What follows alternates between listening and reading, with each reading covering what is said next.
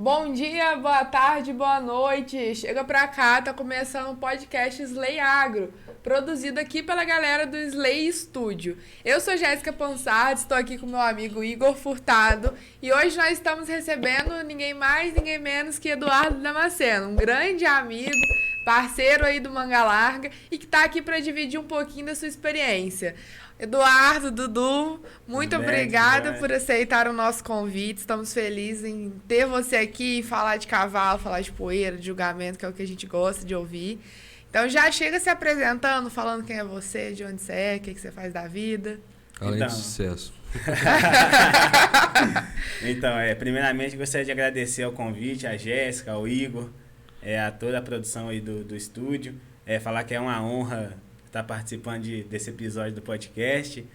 Sem sombra de dúvidas, esse fomento é essencial para a nossa raça, para a nossa cidade, para a nossa região, então, enfim, para tudo. Então, creio que é bem bacana, bem válido esse bate-papo. Eu creio que. Eu tenho um pouco dessas aqui também. Então, para quem não me conhece, meu nome é Eduardo Damasceno, sou natural de Volta Redonda, né? Hoje em dia faço sucesso nessas também, andanças da vida, né? Já residi alguns anos em Minas, especificamente na cidade de Brumadinho, né? Que antes da carreira do agro, do cavalo, eu já me arrisquei no futebol. Aí não deu certo, voltei pro agro, né? Tô aí de novo. Mas voltei pra Volta Redonda, atualmente agora residindo aqui em Valença, né? Faço faculdade acadêmica de medicina veterinária aqui na Faculdade de Valença. Tô terminando aí a faculdade. E sempre, desde o começo da faculdade, sempre visando essa parte do cavalo, da equidicultura e do julgamento, principalmente voltado para raças machadoras. E assim, como é que você falou aí, né, que antes você estava no futebol, você veio pro cavalo. Eu também fiz um pouco desse percurso, eu estava no jornalismo esportivo e vim pro Manga Larga. Mas conta como foi essa transição, de onde que surgiu o cavalo, se já tinha, se não tinha. Então, desde muito novinho, minha paixão por cavalo sempre foi assim, absurda, né? Desde antes de eu me entender por gente, novinho, eu já via cavalo na rua, já ia olhar, meu avô tinha que me levar quando eu via cavalo de criança de colo para passar a mão em cavalo. Só que, porém, lá em casa também todo mundo sempre foi apaixonado por futebol.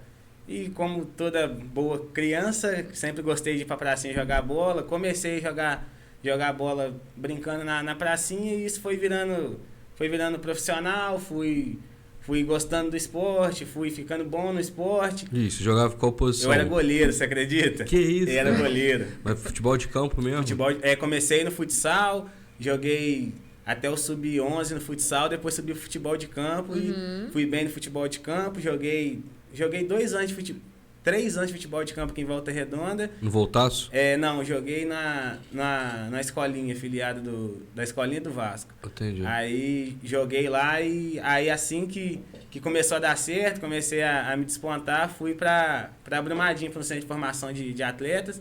E de lá, aí foi dando certo, até que eu tive uma lesão na virilha, já não estava dando mais certo de jogar, já senti um pouquinho de incômodo também para jogar. Aí resolvi parar Depois é só na injeção, né, cara? Só na injeção. Aí resolvi parar lá para meus 16, 17 anos e retornei. Mas assim, sempre quando eu podia, eu sempre jogava bola fora, mas quando eu podia, eu vinha para casa, para fazenda. Quando eu jogava aqui, era quando eu não estava no futebol, não estava na escola, estava na fazenda, assim, de um tio, de um vizinho, de alguma coisa, que sempre morei mais próximo da zona rural.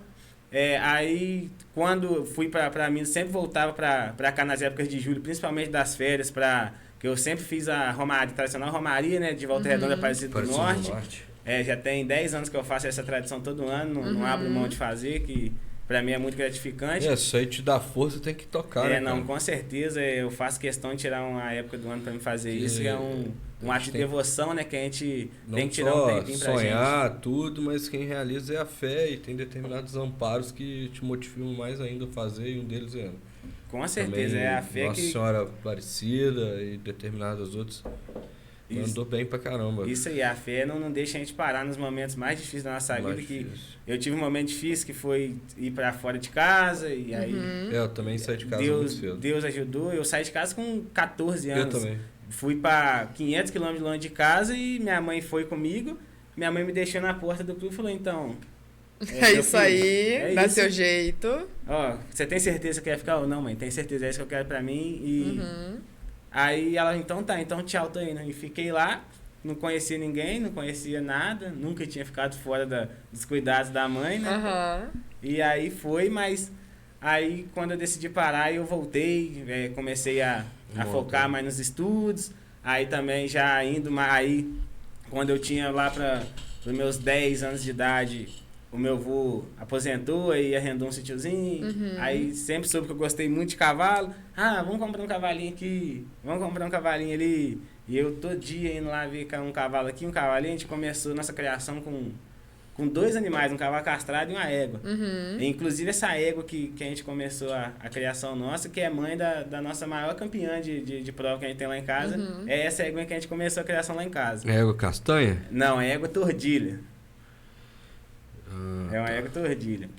Aí começamos lá com 1, 2, aí quando a gente foi ver, aí eu sempre nessa de estudar e trabalhar com cavalo, estudar e montar cavalo, estudar e montar cavalo, quando foi ver a gente já tava com 40 animais em casa. Nossa Senhora. Aí compramos o nosso sítio onde a gente reside, tem os animais e mora hoje também, em Volta Redonda. Aí começamos aí com essa paixão louca, eu sempre gostei muito de andar a cavalo, de montar. E aí quando eu tinha lá meus 16, 17 anos, nunca tinha ido numa exposição, não sabia o que era. Fui por acaso, eventualmente, em Barra do Piraí, fui numa exposição e simplesmente me apaixonei. Falei, é isso que eu quero seguir nisso. Não sei como, se é como criador, se é como treinador, como que é, mas eu quero seguir nesse ramo. Trabalhar na área. E aí, de lá pra cá, eu fui treinando meus animais, foi dando certo e eu fui entrando nesse ramo de cavalo de pista. Hoje são 40 cabeças. Não, hoje a gente deu uma diminuída por conta de eu vir estudar fora. Aí meu avô tá sozinho lá. Agora a gente tá contando com 20 animais lá no plantel. Mas antes é quando eu... E vocês criam também... Fazer a multiplicação genética lá também. Sim. A maioria dos nossos animais são nascidos em casa. A gente comprou algumas matrizes, garanhões. Reprodutor, você sempre compra sêmen. Então, a gente começou lá em casa com um garanhão, com 5 egos no garanhão. Depois, com aquelas filhas daqueles cavalos, a gente foi. E aí, agora começamos usando o sêmen de cavalo de fora. Para fazer uma abertura sanguínea lá. E aquela pergunta que não quer calar... E aí, qual linhagem que você gosta mais aí? Qual cavalo que você tem usado? É como a gente sempre fala, né? A receita caseira, né? Que nossa raça é do sul de Minas, então a gente gosta bastante de um Favache, de um JB. A gente não abre mão. Quando a gente usa muito JB, que falta um pouquinho de temperamento, dá um choquezinho de 53, lobos. A gente vai seguindo nessa, mas não pode deixar de ter a característica de um Favache, de um JB dentro de casa, né? De jeito nenhum. Favache estanho, não tem? Favache estanho, Favache diamante. Sempre nessa linha, Favache estanho a gente já vem na linha do Fator. Aí a gente não gosta de perder essa característica, não. É sempre Fator Cavaru Retã. Isso. Rapaz, eu não entendi direito, parece que eu li que ele tem um choque de Campolino lá no fundo, já fala nisso. Então, acredito que tenha, né? Porque a nossa raça, ela é uma raça ainda em formação, né? Então ela vem de uma formação de várias raças, né? De animais que vieram junto com a realeza. Aí vieram os animais alter real, do Lusitano, né? Cruzaram com éguas regionais. E aí se deu a raça Mangalaga Machador, que primeiramente se buscava mais animais melhores de sela, né? Menores de porte, com mais rusticidade, que aguentava fazer... Na época isso eram viagens mais longas e principalmente a nossa raça surgiu para caça ao veado, né? Que era um esporte, né? Que a realeza muito usava, o pessoal daqui muito usava. Teve uma época que eles achavam que faltava velocidade, botou paulista. Isso, aí faltava tamanho, vamos dar um choquezinho de paulista. Faltou a velocidade, vamos usar uma outra raça. Faltou um pouquinho de temperamento, vamos usar o árabe. Então, assim, sempre tem um choquezinho sanguíneo para trás de alguma outra raça que se caracteriza mais. A gente está sempre buscando agora o nosso padrão racial, a nossa identidade, mas como ainda é uma raça em evolução, creio que ainda tem bastante choquezinho genético de outras raças. Eu gosto muito do Mangalaga Machador, mas eu ainda sou meio a moda antiga de ter marcha picado, marcha de centro e marcha batida. Isso. E eu vou mentir pra você não, eu gosto muito da marcha de centro, sabe? Sim. É tipo uma picada com mais amplitude. E eu vi muito isso lá no sul de Minas. Eu também fiquei uma temporada de 3 para 4 anos lá em Varginha. Três Corações depois. Que acabou de ter exposição agora, né? É, Criador em Varginha. Criador. Varginha. O parque de exposição lá é muito bom, grande, pô. Muita estrutura. Os meninos de lá que organiza, que é até a família Botrel lá, pessoal bom pra caramba. O pessoal da Porteira de Tábua. Porteira de Tábua, Eu não ia muito pra parte de cavalo lá não, mas eles criam um Cenepol e acabava que eu ia lá passar ultrassom, fazer trabalho, seminário. Foi uma época muito boa também. E você comentou também que foi entrando mais como peão mesmo nesse meio, montando, indo para as poeiras. Como é que foi esse início? Em quem você buscava se inspirar? Como que você estudava, né? Treinava os animais? É claro que a gente sabe que através do julgamento dos juízes, seja uma poeira, seja uma copa, né, oficial da BCC, chancelada pela BCCMM, a gente sabe que ali o que o juiz fala realmente é válido de você geralmente gravar e observar em casa, fazendo no dia a dia. Mas como é que foi a experiência para você nesse início e como tem sido a evolução? Então, igual como eu falei, eu fui na primeira exposição e falei, eu quero mexer com isso. Não sei como ainda, mas quero. Aí foi aonde eu já tinha alguns animais que eu usava para cavalgada, alguns animais que eu já usava para romaria, inclusive, né, que eu viajava. Aí eu falei, como que eu vou usar esse plantel que eu tenho aqui em casa, adaptar para essa modalidade nova, para mim era modalidade nova, esporte que eu nunca tinha ido num concurso de marcha, não sabia qual que eram os quesitos, os critérios, o que se enquadrava um bom cavalo de marcha de pista, um bom cavalo de marcha de sela, que hoje em dia eu já compreendo muito mais que você tem que ter cavalo bom, você não tem que ter cavalo de pista, cavalo de viagem, você tem que ter cavalo bom em casa. O cavalo, ainda mais uma galáxia machadão, é uma raça funcional, então você tem que ter cavalo bom em casa. Então eu peguei aqueles animais que estavam lá em casa, aí também adquiri mais alguns animais, né, juntamente com o meu avô, a gente sentou e falou, vamos começar a mexer com exposição, então vamos buscar uns animais mais belos, com a genética melhor, com uns animais que já foram bem em pista. Aí começamos e compramos animais para fazer prova, aí como todo começo, né, a gente erra bastante, compramos alguns animais até errados. Normal isso. É o normal do começo, a gente errou. E por incrível que pareça, a gente começou, o nosso melhor animal de pista no nosso começo foi uma potra que estava lá em casa, filho dessa época que eu comentei no começo, que estava lá a pasto, que ela nasceu, a gente selecionou ela no nascimento para cavalgada, que era o nosso hobby. A gente pegou aquela potra e falou, vamos lançar para ver o que vai dar. E ela nasceu num lote de 5 potras. Só que ela sempre foi a mais feinha, a mais empirradinha, que não crescia. Aí o pessoal foi comprando os outros mais bonitos e ela foi ficando. Aí teve um dia que eu fui buscar uma égua para me fazer um passeio no pasto, ela veio atrás, aí eu fui espantar para ela sair de perto da égua, né? Ela desceu marchando e falei, aí ó, não tá muito longe do que eu vi nas provas, do que tá nas provas não.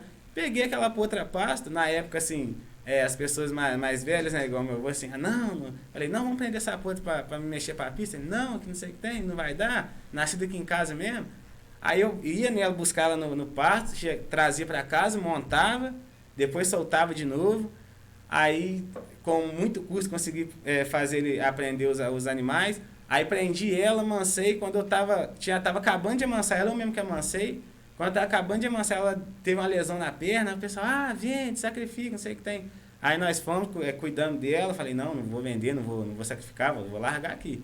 Aí ela melhorou, aí quando ela melhorou, com uma semana eu montei nela e falei, vou levar numa prova, vou lá embaixo por aí. Pessoal, você é doido, não sei o que tem. Falei, vou levar. Aí levei ela nessa prova, aí o pessoal chegou aí no Parque de Exposição, chegou um dia antes, o pessoal, o que você está fazendo com essa égua aqui? Você não tem documento, você não tem papel, é feio, não sei o que tem. Falei, eu vim participar. Aí, graças a Deus, ela foi campeã de marcha, foi reservada campeã da prova. Aí na outra semana fui de novo, ela foi ganhando, assim, e dentro de um espaço de 2 anos, ela ganhou 40 e poucos campeonatos comigo. E aí foi onde eu comecei a ser reconhecido no cenário de pista de cavalo Mangalarga Machador. O pessoal começou a ver a gente com outros olhos, já não era mais assim, quem que é esse menino intrometido que está entrando aí achando que é alguma coisa? Já começou, não, é o Dudu, do Área Santa Helena. Você perguntou como que eu fiz para entrar, para começar como peão. Assim, eu sempre acho que na vida, assim, a gente pode querer ser alguma coisa. Aí tem a pessoa que já nasce com o talento natural, com o dom daquilo. Sim. E tem a pessoa esforçada que ela vai buscar conhecimento, vai buscar técnica, vai buscar a forma correta de executar aquela função. Com certeza. E eu sempre fui desse de buscar, tudo que eu sempre tive vontade de fazer na vida até hoje, graças a Deus, eu consegui fazer, que eu vi assim, não, eu não tenho o talento daquele menino ali, não tenho a montada daquele menino ali, mas eu vou procurar saber como é que faz. E nisso aí é onde entra agora os amigos, os parceiros que me ajudaram muito quando eu comecei a montar, que é o Betinho Furtado lá de Volta Redonda, o Caio também, que andava junto com o Betinho, Caio Figueiredo.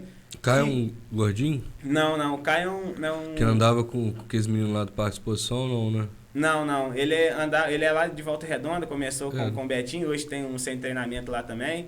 Aí eles chegaram simplesmente, eu falei, eu quero começar. Eles falaram, não, você quer aprender? A gente vai te passar o que a gente pode. E nisso eles foram passando. Com o Marcinho você tem muito contato, né? Marcinho, Guimarães também, agora quando eu comecei também, busquei muita informação com ele. Marcinho é o mestre do cavalo aí, né? Já tá anos aí no cavalo, antes de eu nascer, Marcinho já tava aí despontando aí no cenário do Mangalarga Machador, né? Aí eu comecei, eu falei, não, eu quero aprender, eu quero. Na época o Betinho trabalhava no Aras Recanto da Mata, lá em Volta Redonda. E ele falou, não, se você quiser vir, quiser aprender, quiser mexer aqui com a gente, no dia a dia, você pode vir que eu vou te ajudar, vou te receber. E ele me ajudou muito, né, nessa época. Eu lembro que eu não dirigia ainda, muito novo, né, tinha 16 para 17 anos. Meu padrasto me levava no Aras, deixava lá, era um dos primeiros a chegar. Depois eu ia embora de noite, a gente mexia cavalo o dia inteiro, ia embora de noite, depois ou ele ia me buscar ou eu pegava um lance para ir embora para casa, isso todo dia, eu estudava ainda de noite. Então, assim, eu corri muito atrás, me dediquei muito para aprender, muitas horas de curral, como eles falam, né, de dia. Aí o Caio também, depois, com o Betinho ficava sempre muito agarrado lá no Aras, quando eu precisava de alguma ajuda lá em casa, alguma assessoria, alguma assistência com os animais, ele sempre de prontidão ia lá me ajudar. Era quem ferrava meus animais, até hoje é o ferrador dos cavalos lá de casa. Então, assim, eu sempre busquei muito conhecimento, porque, tipo assim, não nasci com aquela técnica, aquele talento de treinar cavalo, mas sempre busquei conhecimento para conseguir fazer o melhor possível em cima da condição que eu tinha, de mexer com meus animais. E assim, ao longo do dia a dia no Mangalarga, a gente também pode ir aprendendo muito, né? Você vai num Aras, você escuta uma coisa, você vai no outro, você vê que o embarcador é diferente, você vai no outro, você vê que o manejo é diferente, o manejo de ponta de uma forma, que no Aras X, Y não é assim. Então, assim, você vê as diferenças no dia a dia, as opiniões e principalmente as experiências de outras pessoas, você acaba aprendendo mais do que sentando para estudar em livro. Não que não seja importante, é claro, né? Mas acho que a prática, né? Acho que a prática, na teoria, a prática é outra, né? Rapaz, no Aras que na época que eu gerenciei, era gado e cavalo, tava começando cavalo, né?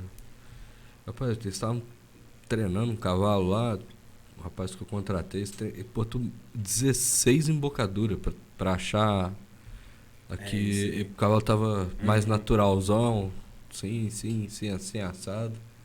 E foi bom, até teve alguns resultados mesmo com o cavalo. E eu gostei muito da interação aí de cavalo e boi. Eu achei que é um bom exercício, porque você corre, anda, desce morro, sobe morro, passo. E o cara brincando com o cavalo ali, porque igual ele falava, né? Vou brincar com a boca dele um pouquinho aí, vou soltar a musculatura, alongar. Só que era muita coisa, acaba que a gente consegue às vezes dar muita atenção, sabe? E lá um dos grandes parceiros nossos era a LT, um mineiro. Mineiro. Então tropão também. Demais. Nossa, a LT é das maiores tropas do Rio. Tem até um parceiraço nosso lá que é do LT, que é o Scarpa. Gabiroba, não, né? O Gabiroba, peão de lá, mas eu digo da família do LT que tá fazendo faculdade aqui com a gente, o João Pedro Scardo. Ele é lá do LT. A tropa do LT é apartada, diferenciada. Né? Também acho que eles mandam bem mesmo. E é um apaixonado também, que igual você, igual eu sou em vaca de leite, eu acho que isso aí é o caminho. Lógico, tem persistência, dedicação, igual você falou, o seu esforço de dedicar o momento para você ficar lá no Aras o dia inteiro. Eu acho isso muito legal, sabe? Mas eu acho que isso aí só vai acontecer se você tiver paixão. Com certeza. Igual você tem, igual eu tenho, igual a Jéssica tem. Então, assim, eu acho que talvez seja... A mensagem desse podcast talvez seja de ter paixão e se dedicar ao máximo, né? Tem que ter paixão, tem que gostar do que faz. Porque, assim, hoje em dia o maior erro do pessoal é que o pessoal olha o produto final, que é a pista. Aí, Sim. então, vê o apresentador lá limpinho, apresentando cavalo lá 40 minutos, ganha faixa no momento de fama. Aí, beleza, todo mundo quer virar apresentador de cavalo. Só que não vê o dia que o cara tá lá na chuva, no barro, amassando barro com o cavalo.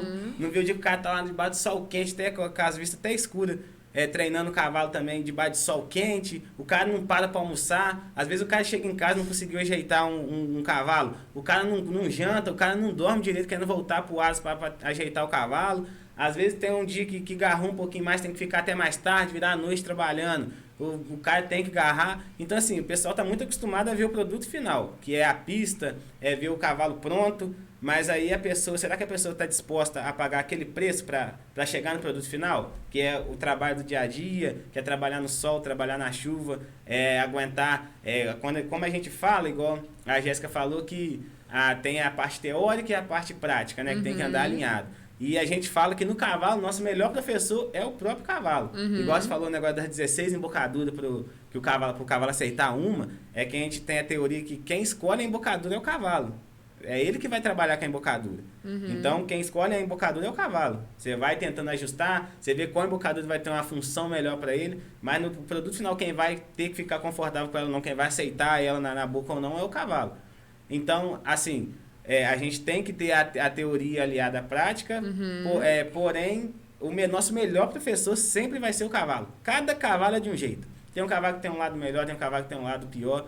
E igual você falou que é muito importante, ainda mais quem tem, que é aliar o cavalo à lida do gado. Eu acho excepcional esse tipo de trabalho. Eu acho que ajuda na musculatura, ajuda na potência, ajuda na resistência, que hoje em dia a gente tem muito cavalo bom de marcha. Mas cavalo que não aguenta fazer prova, não aguenta fazer prova. Agora você vai pegar os cavalos que treinam em campo, que campeia gado, que tá lá na lida todo dia. Aquela prova de 40 minutos, uma hora rodando em linha reta, pra eles nada não pra é Eu nada. também penso assim. Então, assim, também acho que é um trabalho muito válido.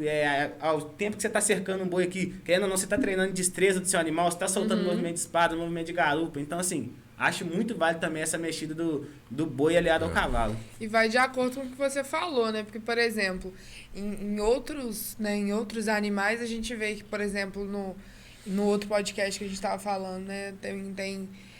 Tem touro que você vai usar para pista, tem touro que você vai usar para reprodução, tem touro que você vai usar para tal coisa. E no cavalo, né, como você falou, e é uma coisa que eu concordo, e assim, no meu TCC da faculdade, entrevistando o Bruno do Aras HD, que fica lá na Bahia, Isso. ele sempre falou que cavalo é para montar. Cavalo, Bruno, seu Dijão, cavalo tem que montar. Cavalo é para montar, não é para isso, para aquilo. E a história deles também é muito... Da criação e da relevância que eles têm hoje também vai de encontro com isso que você tá falando pra gente, né? Eles tinham um cavalo bom pra ir em cavalgada, não pra ir pra pista. A pista, a venda, foi uma consequência do bom olhar que eles tiveram para os animais, né? Com certeza, é o que eu falei. Quando você vai buscar um cavalo, seja pra pista, cavalgada, pra reprodução, pra campear gado, falando do Mangalarga Machador, você tá buscando o quê? Um cavalo bom de sela. E para um cavalo ser um cavalo bom de sela, ele tem que ter as qualidades da marcha, que é o que a gente busca na pista, que é o que a gente busca na cavalgada. Então, assim, primeira coisa que você tem que ter é um cavalo bom. Você tem que ter um cavalo bom. Aí depois entra um cavalo bem treinado, um cavalo bem alimentado, bem experimentado. Mas a primeira coisa que o cavalo tem que ser é um cavalo bom de marcha. Depois que você vai abrir uma especialidade ali e definir para que ele vai ser usado de fato, Se você né? tem um cavalo, meu cavalo é de pista, só meu peão que monta. Como assim? Tem alguma coisa que tem de errado. Porque até numa prova não é só o peão que monta, o árbitro monta, avalia. Em provas maiores como Nacional, CBM, Criador, são mais de um árbitro que monta, então são 3 a 5 mãos diferentes pegando na rede do seu animal. Então, como que só seu peão monta no seu animal em casa? Não existe, né? Não, então, assim, creio eu que tem alguma coisa errada. Ainda mais agora que cada dia mais a tropa tá ficando melhor, tá ficando mais machadeira. A raça tá numa evolução brutal. Então, assim, cavalo bom hoje em dia todo mundo tem. O que vai ter diferencial hoje é um cavalo bem treinado que eu falo em que sentido? É um cavalo que todo mundo monta, é um cavalo fácil de tocar, é um cavalo que o peão monta, o criador monta, a mulher do criador monta, o filho monta, um amigo que vem da cidade, de chinelinha, vaiana, ele vai pegar, vai montar seu cavalo, vai tocar do jeito dele, mas o cavalo vai tocar o cavalo. Entendeu? Então, assim, o nosso cavalo tem que ser funcional. A primeira coisa tem que ter um cavalo bom. Sim. E acho que a gente observa também nas provas, e eu, pelo menos como fotógrafa, geralmente eu fico atenta a isso, as pessoas falando que o cavalo ganhou porque é do aras tal, o cavalo ganhou porque tá na mão do fulano de tal, porque veio do lugar tal. E só que a gente percebe que, por exemplo, você pega um aras aí que tem 5, 10 anos ali na área do manga larga, o cara tá indo poeira, investindo dinheiro, porque assim, não é uma coisa que você faz pra você ter um retorno financeiro, não é uma coisa que você faz porque você é maluco, né? O cara tem Trabalhar que gostar, com cavalo tem que gostar ou ter uns parafusos a menos, porque o retorno do investimento no animal em si não vem, porque se você compra, por exemplo, um potro, quantos anos você vai ficar só alimentando esse potro antes de poder começar a mexer com ele, né? Pensando num animal registrado e que será cuidado da forma correta. Você vai levar X anos cuidando dele. Você vai ter que observar o estatuto de cada prova, o regulamento da criação de acordo com a BCCMM, que vai mudando a cada ano hípico, porque, como você disse, a raça está em evolução. Então, assim, tá tudo evoluindo muito, muito rápido, as pessoas estão buscando cada vez mais conhecimento, então não é algo que a pessoa faz pelo financeiro. Então, você imagina, né, continuando o raciocínio, o cara tá ali há 5, 10 anos investindo, indo pra poeira, indo pra Copa Oficial, indo pra exposição. Uma exposição hoje em dia é R$400, inscrição de um animal. De um animal. Fora os bastidores, né? Fora os bastidores, né? Todos os exames, veterinário, fotógrafo, peão, tratador, enfim. Tudo isso você vai ver. O investimento por evento, numa exposição, por exemplo, é R$1.000 por animal, pelo menos. Pelo menos, né? Assim, é o mínimo. E aí, assim, você vê que são pessoas que resistiram ao tempo, que criaram sua marca, criaram o seu nome, porque são pessoas que resistiram ao tempo, né? E assim, pode pegar qualquer pessoa que tenha relevância aqui na nossa região, que vá nas poeiras, esteja sempre ganhando, qualquer animal também que vá, esteja sempre, o cavalo fulano de tal sempre vai pro grande. Só que se você pegar o histórico, é um cavalo que está indo poeira sempre, que está sempre nas exposições, que os donos estão sempre em curso também, né? Isso é um fato interessante, porque assim, é muito fácil você chegar na poeira, na beirada de cerca, e falar assim, o cavalo de fulano tá ganhando, só o cavalo de fulano sobe pro grande. Assim, é muito fácil depositar a culpa nos outros. Falar que o cavalo de fulano tá subindo porque o fulano é conhecido, porque o treinador é conhecido. É fácil você colocar a culpa nos outros. Mas você já olhou se o cavalo de fulano, como que ele treina? Quanto que o fulano investe em mão de obra, investe em treinamento e alimentação de qualidade para o animal dele tá podendo competir naquele nível? Tá sempre indo por ele disputando aquele nível? Porque, assim, quando a gente começa, a gente sempre... E é o que eu falo do cavalo, você falou que quem mexe com cavalo não visa lucro, assim, não pode usar lucro. É o que eu falo, todo mundo entra com amor, para mexer com cavalo com amor. E não visa o lado financeiro, porque isso agora está mudando. Só que você pode chegar no criador de gado, por exemplo, o cara pode amar criar gado de paixão. Se o gado dele começar a dar prejuízo, ele vai continuar criando gado? Não vai, é muito difícil. Ele vai diminuir, ele vai fazer alguma coisa para aquele gado não dar prejuízo. Então, hoje em dia, no cavalo, quando a gente fala do lucro e prejuízo, que no caso são os resultados de pista, na maioria das vezes resultados de pista, os resultados de criação, é mais ou menos a mesma coisa. Às vezes o cara tá apaixonado naquele animal dele, naquela linha, mas se o cara fosse parar para pensar um pouquinho como técnico, como criador mesmo, e ver que aquela linha que ele está seguindo está errada. Aqueles tipos de animais dele já não estão mais contribuindo nem a nível de zootécnico, nem a nível de mercado, nem a nível... E ele está com aqueles animais lá na casa deles estacionados, que não tem mercado, não tem genética, não tem a marcha da atualidade. Eles, com certeza, se eles olhassem para isso e falassem, não, tá errado, vamos parar, vamos buscar outra linha. Que no caso é o criador de gado ia fazer se o gado começasse a dar prejuízo. Não, vamos parar. Então, eu acho assim, o que falta um pouquinho no cavalo é um pouco de profissionalismo. Assim, cavalo é paixão? Mas vamos juntar a paixão com o profissionalismo. Que hoje em dia a gente já vê criadores fazendo. Sim. Que aí são o caso desses criadores que tem o resultado, o pessoal vem falar, é o cavalo de fulano. Mas não, você não vê como eu falo, os bastidores do trabalho de criação do fulano. Hoje em dia o fulano, ele tem uma assessoria técnica de treinamento, ele não faz no achismo. Ele tem uma consultoria técnica de renda também, que hoje em dia as consultorias, as assessorias de gestão estão crescendo muito no Machador. Sim. Então, sim. assim, como... E é muito importante, principalmente para quem tá começando. Isso aí. Então, assim, quando você falava de cavalo, é cavalo de fulano, é cavalo de ciclano, é cavalo. Hoje em dia eu já comecei a ouvir em áreas, visitando muitas áreas grandes, ouvi falar de fluxo de caixa, de rendimento mensal por mês. Então, assim, peraí. Então, as pessoas estão tendo resultado porque elas estão tendo esse olhar técnico, vamos melhorar a nossa tropa, vamos buscar, vamos ver aonde que a gente está errando e vamos melhorar, evoluir. Vamos pegar aqui, isso aqui está dando prejuízo, espera aí, vamos fazer isso aqui ser rentável. Que é onde os outros criadores que não fazem ou que entraram agora com pouca experiência, para eles é muito mais fácil falar que é o quê? Que é fama, que é status. Pode ter um pouquinho disso aí? Pode, que hoje em dia tá acabando, né? Acho que a tendência é só diminuir pela a capacitação profissional, de não só de todos os áreas, mas de todos os profissionais da área. O profissionalismo da área, isso. É porque, assim, tá deixando de ser só paixão e tá começando a virar uma indústria, uma empresa. O cavalo hoje em dia tá virando uma empresa. Então, a pessoa tem que buscar o conhecimento técnico, tem que buscar uma consultoria especializada para ter ajuda, para ele conseguir resultado, para evitar de falar que o fulano tá ganhando por causa disso, por causa daquilo. Depois que ele tiver todo estruturado e chegar num produto final parecido com o do fulano, aí beleza. Sempre ouço muito isso, que o bacheiro pesa um pouquinho. O bacheiro pesa, só que aí eles não sabem o que tem atrás do bacheiro, né? O investimento tem atrás do bacheiro, o treinamento tem atrás do bacheiro, quantos anos de criação tem atrás do bacheiro. Assim, pode acontecer de um animal desses de bacheiro grande ganhar sem merecer?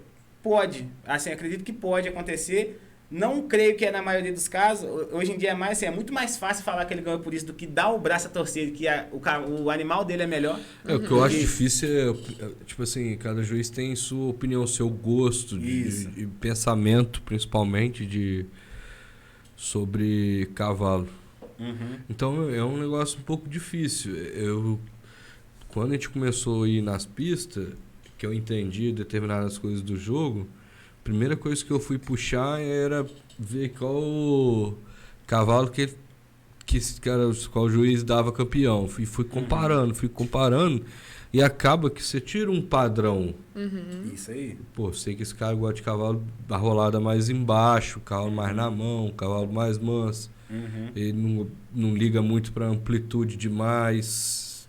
Pô, então, na época, eu acabei avaliando dessa forma. Falei, ainda lembro direitinho. Quando a gente chegou a essa conclusão, a gente tirou até um cavalo até Santa Helena também, que chamava Atrevido.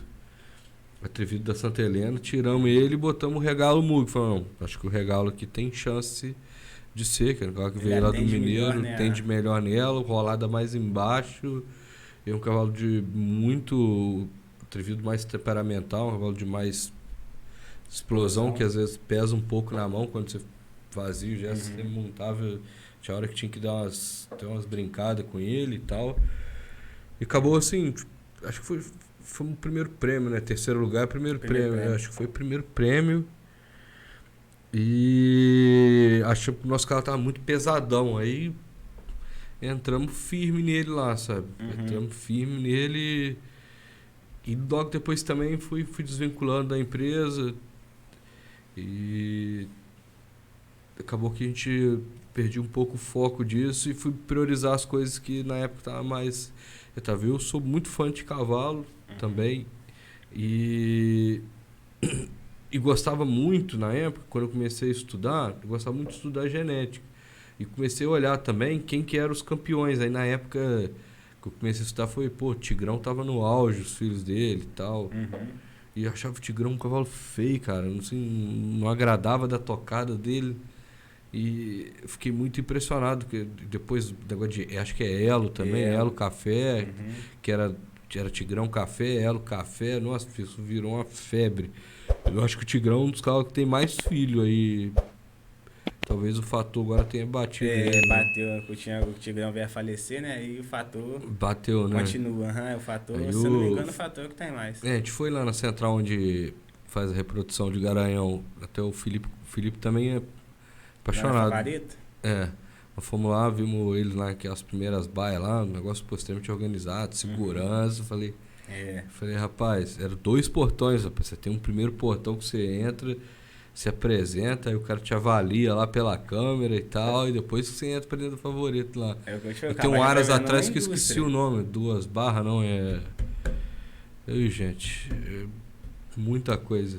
O que é central é dentro de um Aras. É dentro.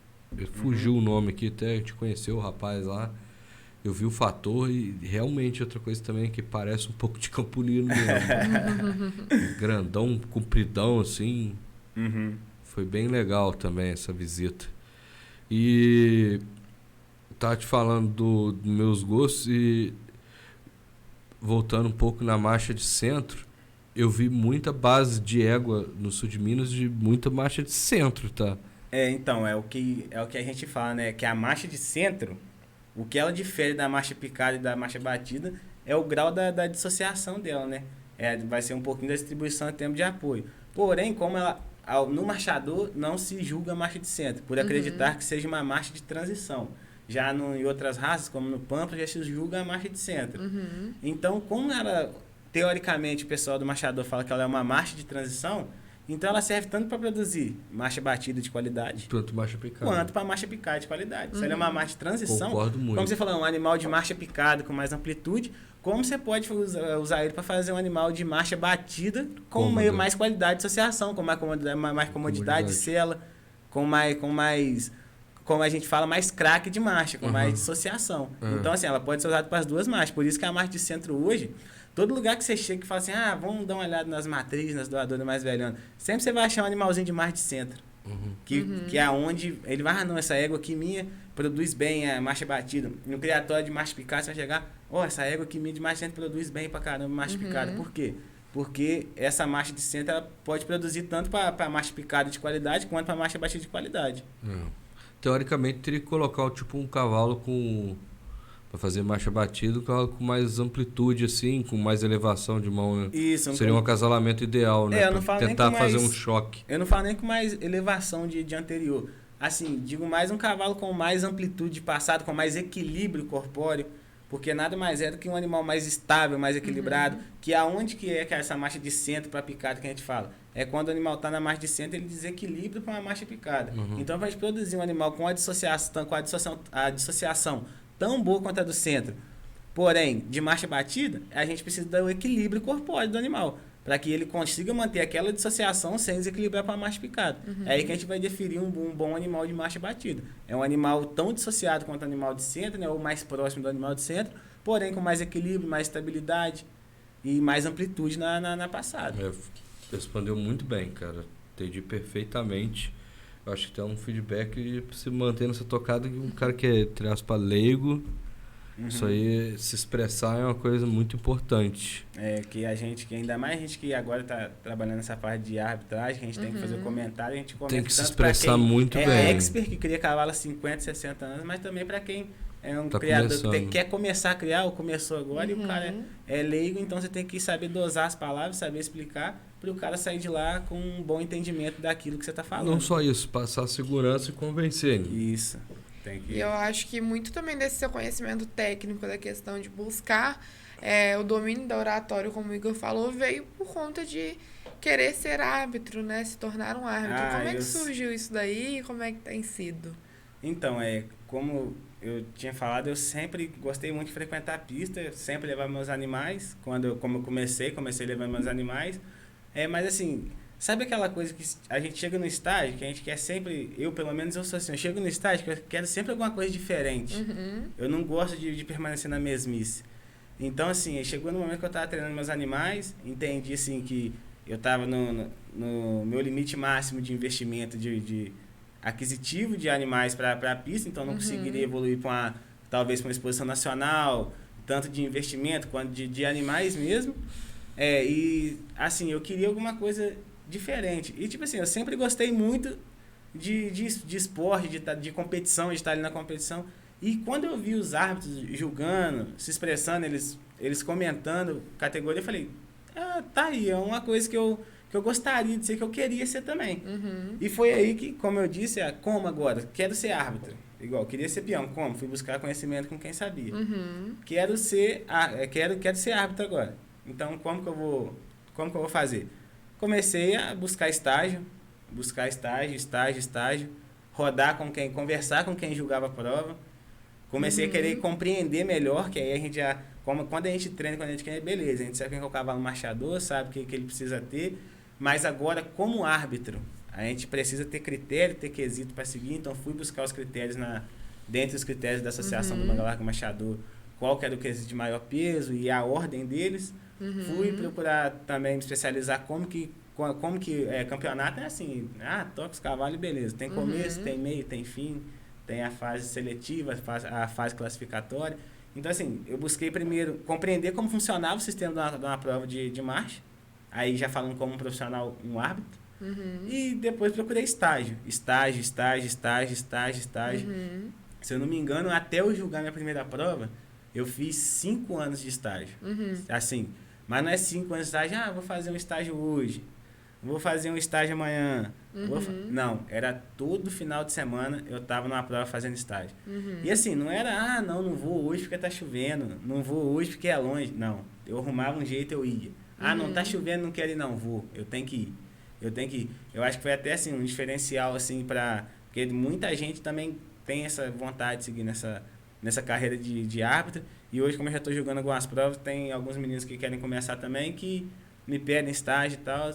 Eu falo, não, então vamos para prova tal. Não, hoje não dá, que é longe. Não, hoje não dá, que é aniversário da minha tia. Então, assim, quando eu queria, cara, quando vocês me... Não tinha tempo ruim. Não, era chovendo, é aniversário da minha mãe. Mãe, amanhã a gente comemora, já tem que fazer estágio. É aniversário do meu irmão, mãe, outro dia a gente comemora, eu ia. Então, eu tinha aquela sede, assim, insana de aprender. De aprender, porque eu queria. E assim, quando eu não aprendi a olhar os cavalos nos quesitos. Não, agora eu quero aprender a comentar. Não, tá tomando banho? Começa a comentar cavalo. Faz um campeonato na sua cabeça, começa a comentar cavalo. Tá escovando o dente, olhou na frente do espelho, começa a comentar cavalo. Viu 2 cavalos passando na rua, começa a comentar o que você vê de melhor em um e pior no outro. E assim eu fui fazendo, e sempre buscando também assim, os melhores profissionais, referências dentro daquele segmento, que no caso era os árbitros. Um que me ajudou muito na minha formação, que, assim, um pouquinho que eu sei de marcha, que eu conheço, que eu consegui adquirir de conhecimento para estar julgando, foi o Diego Vitral, assim, um fenômeno. Cara, meu amigo tinha adoecido, agora, né? Aí teve uma doença grave, ficou internado aí eu acho que bastante tempo. Passou uma corrente para ajudar ele aí. Passou. Eu acho que eu contribuí, acho que é Bebel que postou e tal. Aí. Assim, eu já fazia estágio com ele antes dele ficar doente. Aí ele ficou doente, aí eu continuei fazendo estágio com outras pessoas, mas sempre mantendo contato com ele, sempre rezando que não foi um quadro delicado que ele passou, muito tempo mesmo. Eu não lembro, foi câncer? Não, foi alguma coisa no fígado. Eu acho que foi mesmo. E ele tá bem, tranquilo? Tá, agora voltou, assim, muita gente não acreditava que ele voltaria, voltou. Se recuperou, agora começou, ele pegou licença do quarto de árbitro da associação para se recuperar 100% para voltar, assim. Que a gente sabe que julgar uma nacional, né? Mas jogar uma poeira nacional, você julga 1.500 cavalos dentro de 15 dias. Aí agora, mas já voltou a jogar poeiras no quadro oficial do Pampa, já jogou a última nacional do Pampa. Eu já agora, depois do acidente, já fiz diversos estágios com ele, sempre quando tem, ele me liga, vou jogar em tal lugar, tô indo então, vou estagiar com o senhor, vou lá pra pista com ele. Quando tem alguma dúvida, ligo pra ele, ele fala, Diegão, tô com uma dúvida nisso. Quando eu julgo também, que eu vejo os campeonatos, como é muito difícil, eu mando os vídeos pra ele e falo, aí, julguei assim, comentei assim, vê o que tá certo e o que tá errado. Então, assim, ele me ajudou e me ajuda muito ainda. Então, eu acho que foi esse, assim, meu começo foi esse, eu sempre quis ser árbitro. Entendi como é que funcionava o jogo, depois busquei fazer estágio, estar lá dentro, observando como que era a postura dos árbitros, e fui sempre buscando referências como árbitros. Aí, bastante estágio com o Diego Vitral, já fiz estágio também com o Gustavo Rezende, que é veterinário lá de de Juiz de Fora. Como o próprio Betinho também era peão, me ajudou como peão a treinar meus animais, depois julgava a prova também me ajudou como árbitro. Então, assim, sempre buscando... Tô curioso para saber qual que vai ser seu próximo desafio. Então, eu já tenho alguns em mente, inclusive, já. Formar em veterinária. Formar em veterinária é bom desafio. Passar na prova da associação como árbitro é outro, bem difícil. Aí a gente sempre tem, eu sempre tenho planos para daqui. Você tem planos para daqui a 20 anos? Tenho. Eu também tenho. Mas o que me move muito é o desafio. Eu fico um pouco até meio preocupado, cara. Porque depois que eu conquistei determinados desafios, eu meio que afrouxo um pouco, sabe? Eu já quero sair para outro desafio. Isso também não é tão bom, sabe? Tipo assim, vamos dizer que eu dominasse mesmo transferência de embrião. Aí depois que eu dominasse, tivesse resultado, você quer lá, tivesse filho, eu fico com medo de querer sair para outra coisa. Isso eu tenho um pouco de medo, porque depois que você dominou, é a hora de você ganhar dinheiro, entendeu? Isso é um pouco complicado. Gosto de falar isso, porque isso aí é uma briga meio que interna que eu tenho, sabe?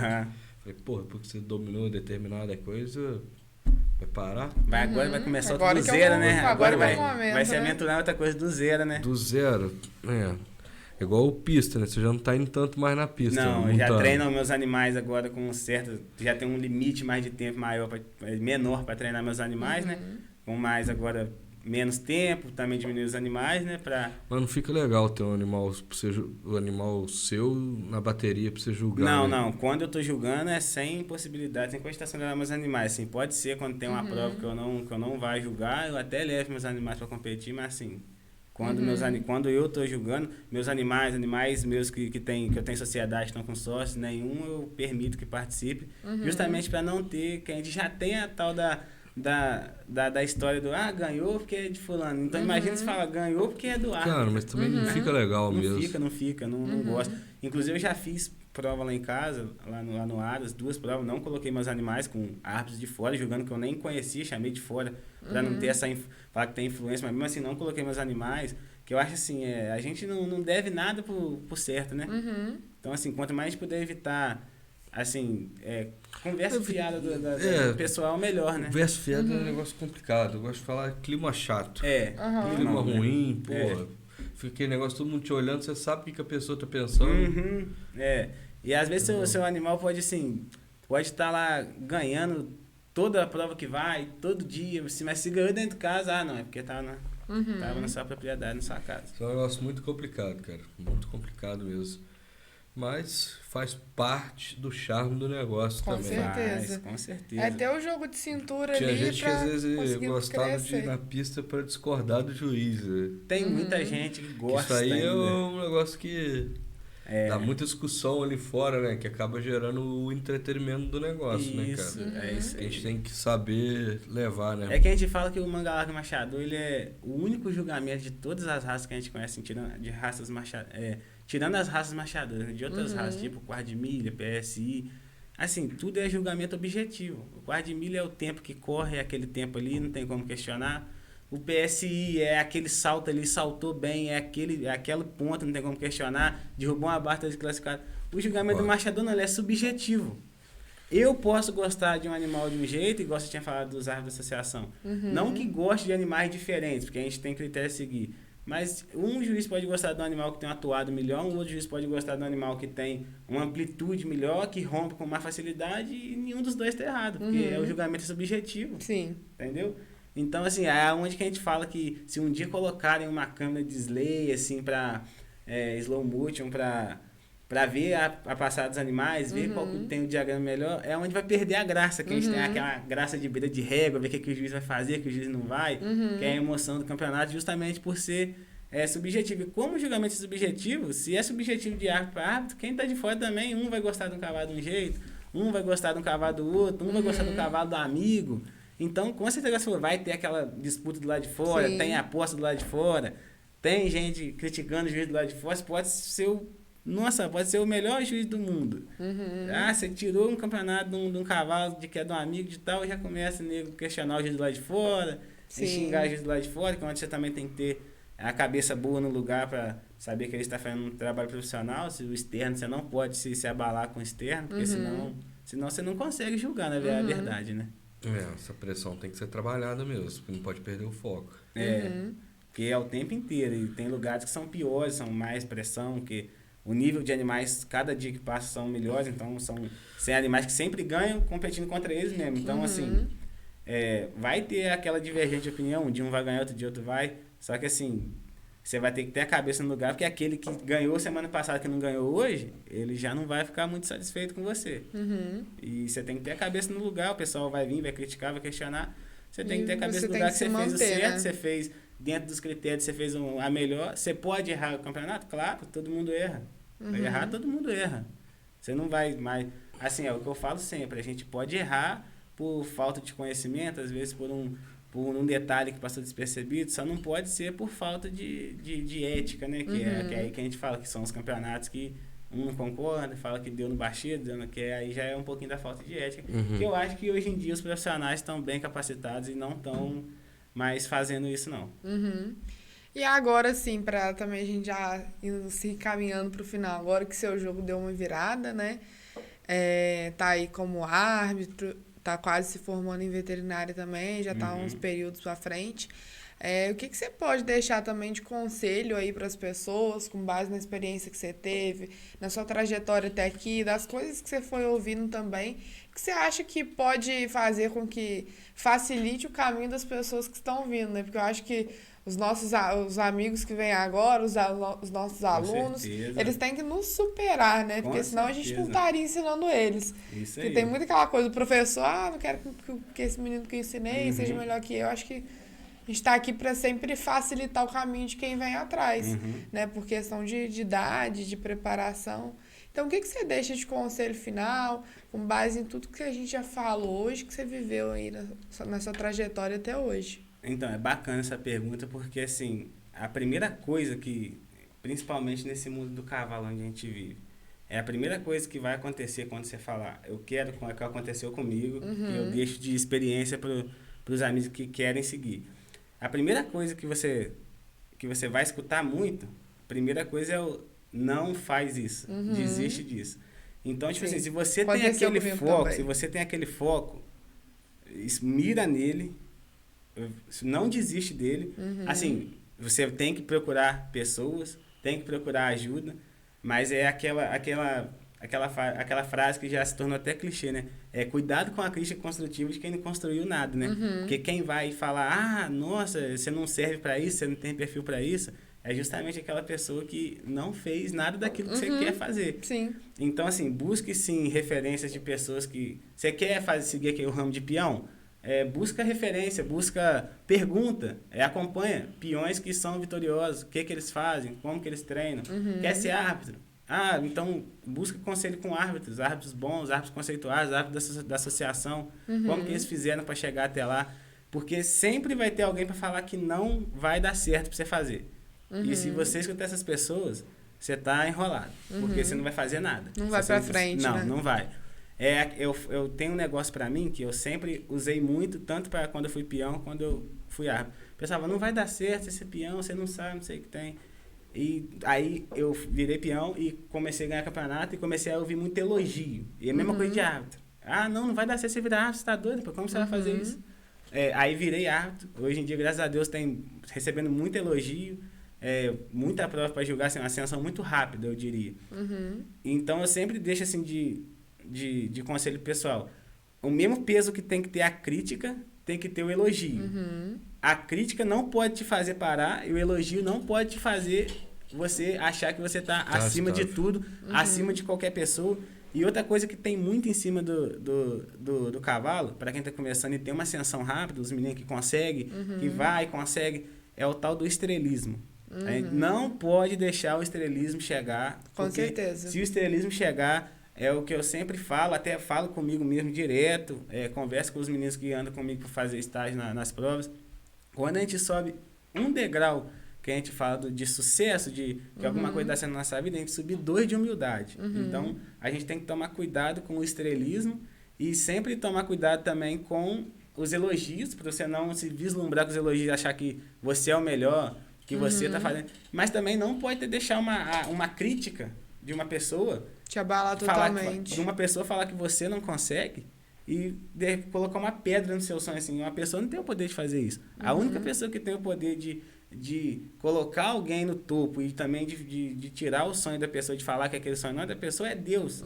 E se a pessoa estiver alinhada com Deus também, que eu falo pro pessoal, gente, não esquece de Deus. Às vezes a pessoa também entra pro cavalo, o cavalo tem muita festa, é bacana, festa.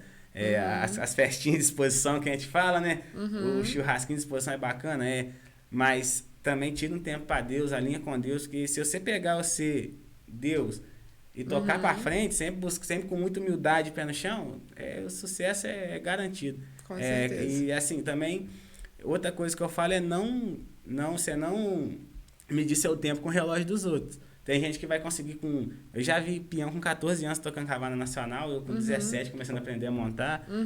Eu já vi árbitro entrar na associação com 25 anos, mas já vi entrar com 30 e poucos, quase 40.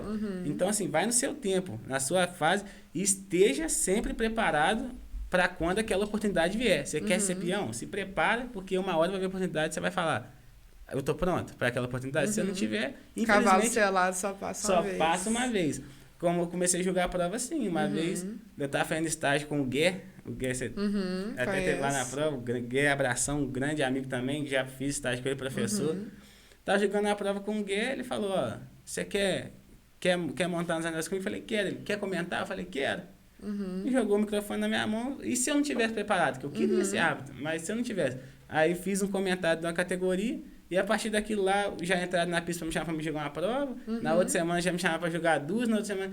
E agora tem prova para me jogar até na primeira semana depois da Nacional. Então, assim, você tem que estar preparado porque o momento vai vir. Você pede a Deus, me dá oportunidade. Mas está preparado para quando ela chegar? Então, se prepara. A fase tá ruim, não vou conseguir. Não pense não, vai se preparando, porque uma hora a oportunidade vai chegar. Você tem que estar preparado para agarrar ela. Com certeza. Eu acho que você falou muito bem.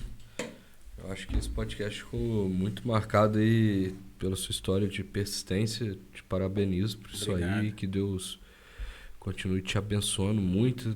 Sei que os desafios são grandes e não pode deixar de continuar.